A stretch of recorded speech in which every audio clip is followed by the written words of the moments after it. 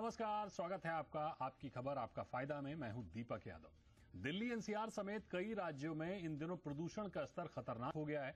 मौसम बदलते ही कई दशक से हम देख रहे हैं कि हर साल यही स्थिति देखने को मिलती है, लेकिन इस बार अचानक मौसम में बदलाव और बढ़ते प्रदूषण के कारण गले का इन्फेक्शन तेजी से बढ़ रहा है। हैरानी की बात यह है कि दवाइयां लेने के बावजूद ये समस्या जल्दी ठीक नहीं हो रही है। ऐसे में कैसे रखें अपने गले का ख्याल और क्या है इससे बचने के उपाय, आज देश के दिग्गज डॉक्टर्स के साथ इसी विषय पर करेंगे बात। लेकिन ये रिपोर्ट देखिए पहले।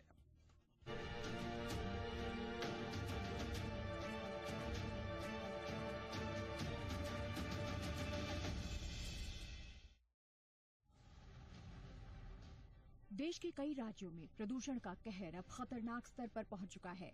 खासतौर पर दिल्ली एनसीआर में हालात बेहद खराब हैं।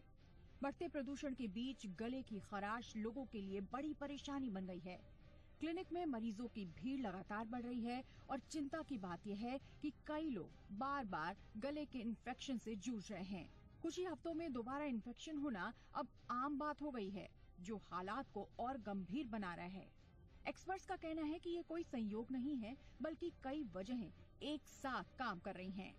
वायरल एक्टिविटी बढ़ रही है, प्रदूषण गले की नेचुरल डिफेंस को कमजोर कर रहा है और लाइफस्टाइल में बदलाव भी इस परेशानी को बढ़ा रहे हैं।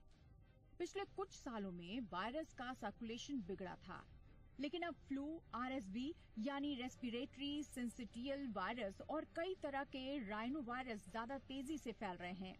ऊपर से मास्क का इस्तेमाल कम हो गया है, स्कूल खुले हैं और लोग ज्यादा भीड़ में जा रहे हैं। इसी का नतीजा है कि संक्रमण का खतरा बढ़ गया है। एक्सपर्ट्स ये भी चेतावनी दे रहे हैं कि इलाज में देरी और एंटीबायोटिक का गलत इस्तेमाल बड़ी समस्या बनकर उभर रही है। बिना डॉक्टरी सलाह के दवा लेना या उसका कोर्स बीच में छोड़ देने से ये इन्फेक्शन बार बार लौट कर आ रहा है।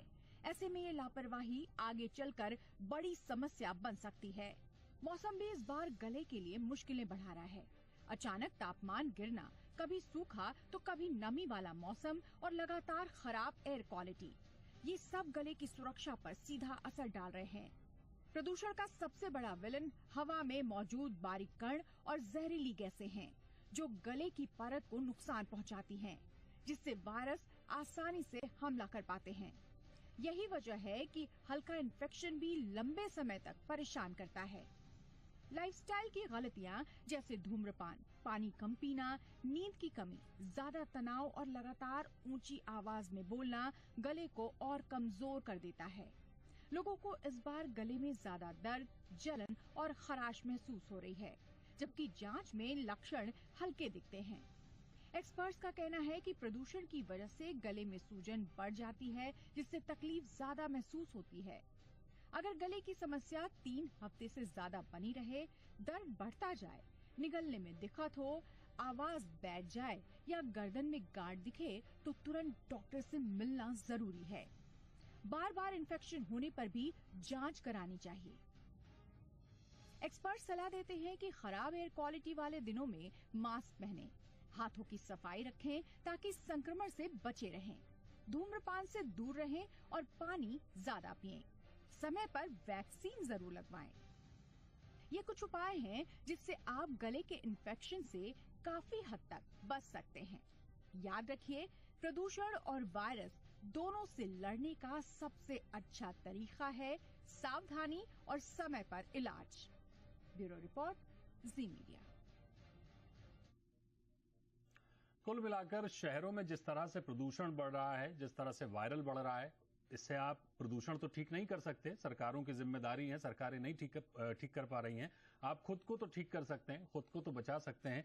तो उन्हीं बचाव पर बात करने की कोशिश करेंगे इस खास शो में। हमारे साथ डॉक्टर शरद माहेश्वरी हैं, senior consultant ENT Max hospital, doctor Vaibhav Kubal हैं, consultant pulmonology Fortis SL Raheja hospital, और कल्याणी टेम्बे हैं हमारे साथ, deputy programme manager, clean air and sustainable mobility. तो बहुत स्वागत करेंगे आपका डॉक्टर शरद, डॉक्टर वैभव और कल्याणी जी हमारे साथ जुड़ने के लिए। सबसे पहले आपके पास आएंगे डॉक्टर शरद, आपसे समझना चाहेंगे सर कि क्या प्रदूषण के कारण नाक और गले की जो सामान्य सी दिखने वाली समस्याएं हैं, जैसे लगातार जुकाम, मुंह से सांस लेने की प्रक्रिया अब शुरू हो गई है, आवाज बैठना, अब गंभीर और लंबी चलने वाली बीमारियों में बदल रहे हैं? हाँ, बिल्कुल। एक समय था जब आज से कुछ समय पहले साइनस की या नाक की प्रॉब्लम्स उतनी नहीं थी, परंतु पॉल्यूशन बढ़ने के साथ। ठीक है, बड़ी अहम बात कही सर आपने। डॉक्टर वैभव, आपसे मेरा सवाल ये होगा कि खराब हवा के संपर्क में रहने से फेफड़ों की जो कार्य क्षमता है किस तरह से लगातार हम देख रहे हैं घटती जा रही है। कोविड में भी हमने देखा कि फेफड़ों ने किस तरह से हार मानी और इसी वजह से सबसे ज्यादा कोविड की दिक्कतें हमने देखने को पाई, खासकर उन लोगों में जिनमें पहले से कोई सांस की बीमारी नहीं है, उनके फेफड़े और ज्यादा दिक्कत दे रहे हैं। दीपक जी, आपने बहुत ही सही बात की। जैसे हम सब लोग जानते हैं, फेफड़े हमारे बॉडी के फिल्टर रहते हैं और जब भी कोई हवा या फिर प्रदूषण का डायरेक्ट इम्पैक्ट हमारे फेफड़ों पे ही पड़ता है। जैसे सर महेश्वरी सर ने जैसे बताया कि सांस तो नाक से ली जाती है, तो उधर से ही इम्पैक्ट होना चालू हो जाता है। बट ये जब AQI बढ़ता है तो बेसिकली ये होता है कि जो पार्टिकल साइज PM2.5, ये जो हम हमेशा न्यूज में सुनते हैं, इनका लेवल्स काफी बढ़ जाता है। इसके साथ साथ जो प्रदूषण गैसेस रहते हैं, carbon dioxide, carbon monoxide, nitrogen dioxide, इनका भी सांस में सेवन बढ़ जाता है। इसकी वजह से डायरेक्ट इम्पैक्ट अपने लंग्स पे आता है। स्पेशली जो पेशेंट्स पहले से ही दमा या लंग के बीमारियों से पीड़ित रहते हैं, उनको तो जल्द से जल्द तकलीफें शुरू हो जाती है। और ये कॉमन सिनेरियो है आजकल हमारे OPD में कि पेशेंट जो साल भर में ठीक रहते हैं, बट जैसे जैसे हम बारिश से निकल आके ठंडियों में पड़ जाते हैं, तुरंत उनके लंग फंक्शंस कम होने की वजह से वापस खांसी दमा बढ़ जाता है और हम लोग को पेशेंट्स को स्टीरॉइड्स और आगे कभी कभी हॉस्पिटल में एडमिट करना पड़ता है। खांसी आना, दम बढ़ना, ऑक्सीजन सैचुरेशन गिरना, ये सब बहुत कॉमन है जिनको पहले से ही दमा या फिर क्रॉनिक लंग्स की बीमारियां हैं, तो इनमें थोड़ा हमको संभालना चाहिए इनके रिगार्डिंग। ठीक बात है। कल्याणी जी, आपसे समझना चाहेंगे कि जब डॉक्टर आपके सामने, जैसे कि बताया डॉक्टर वैभव ने, डॉक्टर शरद ने, कि जब प्रदूषण को साइलेंट किलर की तरह से देखा जाता है, साइलेंट किलर हम मानते हैं, जब नवजातों की हम बात करते हैं, जो पहले से बीमार लोग हैं उनकी हम बात करते हैं, तो उनकी सुरक्षा की दृष्टि से, बुजुर्गों की सुरक्षा की दृष्टि से नीतियां जमीनी स्तर पर क्यों नाकाम दिखती हैं? क्यों हम इन पर फोकस नहीं कर पाते हैं? नीतियों में कमजोरी क्यों दिखती है? अगर हम हमारे नीतियों पे देखें कि किस तरीके से नीतियां इम्प्लीमेंट की गई है, तो देखिए हम लोग बीमारी को नहीं, बीमारी के सिम्टम्स को सॉल्व करने की कोशिश कर रहे हैं। जिस तरीके से हम लोग स्प्रिंकलर्स लगा रहे हैं या फिर मैकेनिकल स्वीपर्स लगा रहे हैं, जिस तरीके से हम लोग कार्रवाइयां कर रहे हैं, वो बस एक आउटपुट को संभालने की कोशिश कर रहे हैं, पर उसकी जो प्रॉब्लम की जो जड़ है वो है वाहनों से जो प्रदूषण निकल रहा है, इंडस्ट्री से जो प्रदूषण निकल रहा है, वेस्ट बर्निंग से जो प्रदूषण निकल रहा है, वो जड़ है। जैसे अगर मैं आपको एक उदाहरण दूंगी, दिल्ली में तकरीबन 6 लाख वाहनें हर साल ऐड हो रही है। तो उतने ही वाहन, मतलब अगर आप सोचेंगे कि अभी हम रास्ते पे 6 लाख वाहनें हर साल नए ऐड कर रहे हैं, उतना ही हम प्रदूषण भी ऐड कर रहे हैं। तो स्प्रिंकलर से कितना ही हम प्रदूषण कंट्रोल करेंगे जब तक हम उसकी जड़ तक उस हम नीति को जड़ तक नहीं लेके जाते। तो हमारे जो भी हम आगे एक्शंस लेंगे, चाहे वो किसी भी सेक्टर में हो, चाहे वो वाहनों पर हो, चाहे वो इंडस्ट्रीज पर हो, चाहे वो कंस्ट्रक्शन पे हो, हमें उसकी जड़ तक जाना चाहिए। नहीं तो अगर हम नहीं गए तो हम हर साल ग्रैप 1, ग्रैप 2, ग्रैप 3 इन्हीं पे हमारा खेल चालू रहेगा और असली हमें बदलाव तब तक दिखेगा ही नहीं। और एक बात है कि दिल्ली का प्रदूषण है जो स्पेशली ठंड के मौसम में 30% प्रदूषण दिल्ली से है, पर 70% प्रदूषण तो दिल्ली के बाहर से आता है। तो जब तक हम पूरे एयरशेड लेवल पे एक्शंस नहीं लेते हैं, जब हम सारे प्रांतों को एक साथ आके एक कॉमन फ्रेमवर्क बनाना पड़ेगा जिसमें हम पूरे ग्राउंड लेवल पे जब तक एक्शन नहीं लेते, तब तक किसी एक प्रांत में काम करने से हमें सोल्यूशन मिलेगा ही नहीं। सारे प्रांतों को एक साथ आके हमें इस प्रॉब्लम, प्रदूषण के जड़ तक जाना चाहिए। ठीक बात है, प्रदूषण की जड़ तक जाना चाहिए, लेकिन जड़ शायद लोगों को मिल नहीं रही है। बात चाहे दिल्ली की हो, बात चाहे मुंबई की हो, अब धीरे धीरे हर मेट्रो शहर की स्थिति लगभग यही बनती जा रही है।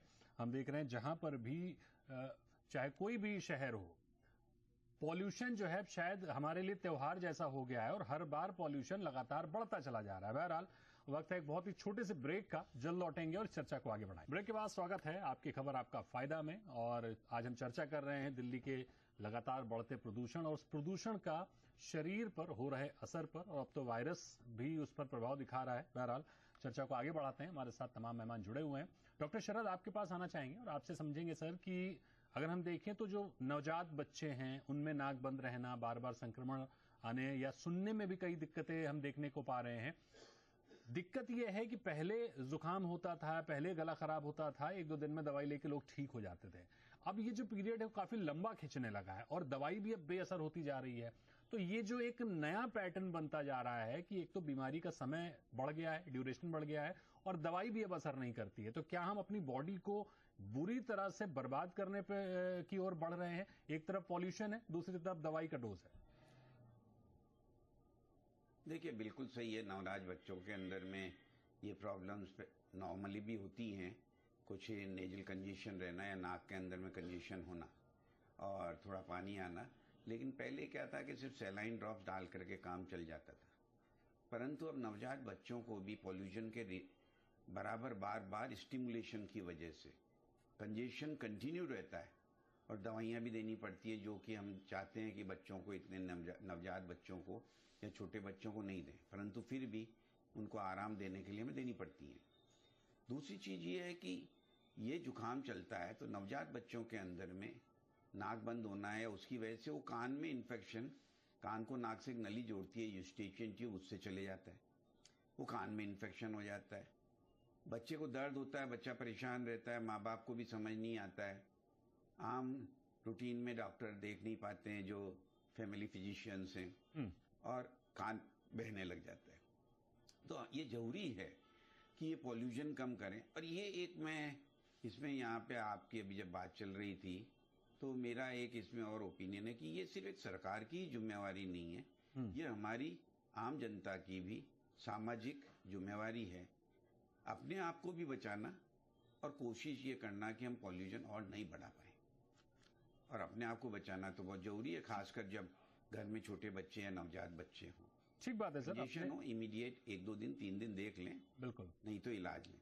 डेफिनेटली सर, अपने आप को बचाना तो अहम जिम्मेदारी है और लोग निभा भी रहे हैं, खुद को भी बचा रहे हैं, अपने परिवार को भी बचा रहे हैं, लेकिन पॉल्यूशन जो है वो लगातार दिन पर दिन बढ़ता जा रहा है, जिस पर नियंत्रण किसी का नहीं है, खासकर सरकार का भी नियंत्रण छूट ही चुका है, जो लगातार बढ़ रहा है। बहरहाल डॉक्टर वैभव आपके पास आएंगे और आपसे मेरा सवाल ये होगा सर कि कुछ लोग जो दिल की बीमारी से जूझ रहे हैं, डायबिटीज से जूझ रहे हैं, बीपी से जूझ रहे हैं, ओबेसिटी से जूझ रहे हैं, इस तरह की कनेक्टिंग बीमारियों वाले मरीजों में प्रदूषण किस तरह से सांस की तकलीफ को अचानक जानलेवा स्थिति में बदल देता है और पॉल्यूशन इन बीमारियों पर कितना बड़ा असर डालता है? तो दीपक जी, जैसे मैंने कहा था, PM 2.5, पार्टिकुलेट मैटर 2.5, उसका मतलब क्या है? हमारा, जैसे हम लोग मच्छरदानी देखते हैं, मच्छरदानी हम लोग मच्छर से बचने के लिए लगाते हैं, क्योंकि उसका जो नेट का साइज है उसमें से मच्छर अंदर नहीं आ पाता। वैसे ही हमारे बॉडी का जो लंग एज अ फिल्टर है, वो 2.5 या 5 माइक्रोन्स के ऊपर वाले जो ये है मैटर प्रोडक्ट्स है, पार्टिकल साइज है, उसको फिल्टर अंदर की तरफ नहीं कर सकता, मतलब अपने ब्लड स्ट्रीम में नहीं आ पाता। बट कोई particulate matter which is less than 5 micron, जैसे 2.5 हो और लेस देन 2.5 हो, वो लंग से डायरेक्ट ब्लड वेसल्स में चले जाते हैं। अभी ये मैटर एक इन्फ्लेमेशन या फिर एक सूजन की तरह का एनवायरनमेंट बॉडी में क्रिएट करते हैं, जिसके वजह से ब्लड प्रेशर का बढ़ना, डायबिटीज पे प्रभाव पड़ना, अगर हम लोग प्रदूषण बहुत टाइम तक इसको एक्सपोज होते रहे तो आगे जाके दिल के विकार बढ़ना, ये सब चांसेस ऑफ ये बढ़ जाते हैं, बिकॉज वो बॉडी में जो सूजन है, इन्फ्लेमेशन है, उसका स्टेटस बढ़ते रहता है। सो ये सिर्फ एक लंग की बीमारी से बढ़ के डायबिटीज, ब्लड प्रेशर और हृदय विकार वाले बीमारियों में भी ये अफेक्ट करना चालू हो जाता है। सो बेसिकली यही है कि PM 2.5 और नाइट्रोजन डाइऑक्साइड, ओजोन, ये हानिकारक जो गैसेज रहते हैं वो डायरेक्ट इम्पैक्ट अपने ब्लड वेसल्स और ब्लड में डायरेक्ट ब्लड में ट्रांसफर हो जाते हैं, तो ये थोड़ा रिस्की बात हो जाती है। ठीक बात है।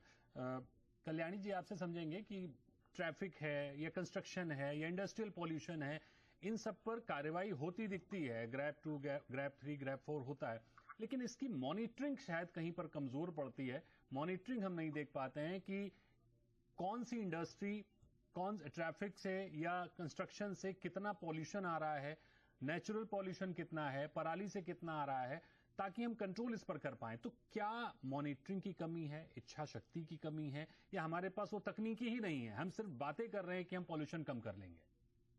नहीं, हमारे पास पूरा विज्ञान है कि कहाँ से क्या आ रहा है, हमें पता है। जैसे पराली से इस साल ज्यादा प्रदूषण नहीं हुआ है, पराली की वजह से। पराली की स्पेशली जैसे पिछले जब से मैंने दिल्ली के प्रदूषण पे काम करना शुरुआत किया है, मैंने हर साल सुनती हूँ कि पराली के जलाने पर ब्लेम डाला जाता है, पर इस साल या पिछले साल भी पराली का तो बहुत ही प्रतिशत कम हो गया है, फिर भी प्रदूषण तो कम नहीं हुआ है। सो ऐसी बात नहीं है कि हमें पता नहीं है प्रदूषण कहाँ से आ रहा है, हमें पूरा पता है प्रदूषण कहाँ से आ रहा है। पर हमारे में जो आप बोल रहे हैं इच्छा शक्ति, वो इच्छा शक्ति की कमी है। जैसे अगर हम ग्रैप लगाते हैं बस ठंड के ग्रैप, एक तो सोल्यूशन नहीं है। GRAP is an emergency measure, जैसे ना हमारी पूरी नैया डूब रही है और हमें को बचाना है उस डूबती हुई नैया से, तो हम एक इमरजेंसी ये कर रहे हैं। तो उस तरीके से ही हम ग्रैप को देखा जा सकता है। GRAP is not a solution to all our problem, हमारे सारे समस्याओं का हल नहीं है।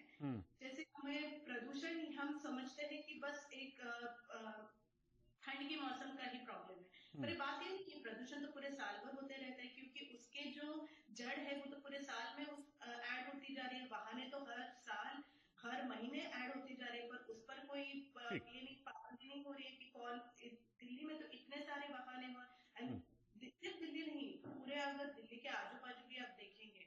अभी मैं जयपुर का ही वाहन डेटाबेस से डेटा देख रही थी कि कोविड के बाद इतने सारे वाहन ऐड हुए, एंड ये सारे वैयक्तिक प्राइवेट व्हीकल्स है, वो 2 व्हीलर हो या 4 व्हीलर हो, इतने सारे ऐड हुए हैं। एंड ये सारे नेबरिंग सिटीज का हाल है ये।